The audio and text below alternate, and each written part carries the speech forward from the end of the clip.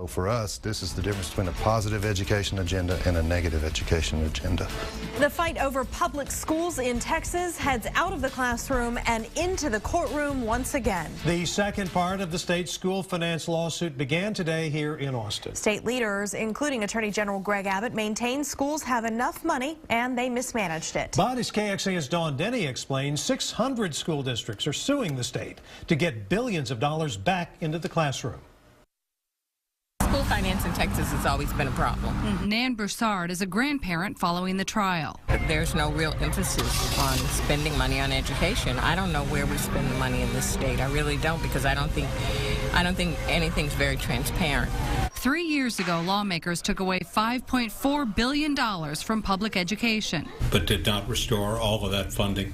Judge Dietz ruled last year that taking the funding away from the public schools was unconstitutional and that every child should get the same amount for their education no matter where they live. 5 million students attend Texas public schools, and officials say every single year another 80,000 students enroll. With no state income tax, the state counts on property taxes to fund education. $3.4 billion has since been restored.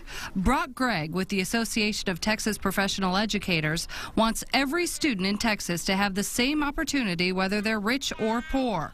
And for that to happen, he says, the state money must be reinstated. For the education community, this lawsuit is the difference maker.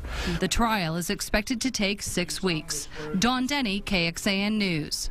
This is the second time in a decade Texas school funding system went on trial. The same judge, John Dietz, ruled the system unconstitutional 10 years ago. School districts filed this lawsuit against the state in late 2011. The trial began the next year. Judge Dietz ruled the system unconstitutional last February.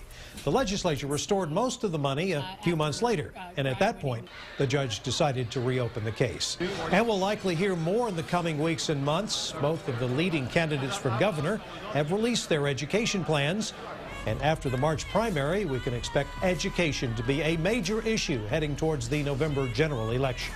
A majority of high school juniors in Texas are poised to graduate on time. The Texas Education Agency says 3/4 of students in the class of 2015 have taken all or most of the STAR exams they need for a diploma. Under the latest testing reform, the number of end-of-course exams needed went from 15 to just 5. Some 224,000 high school juniors have already taken the algebra, biology, English 1, and English 2 exams, with only U.S. history remaining.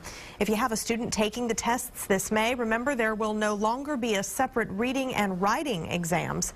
Under the changes, those exams are now one.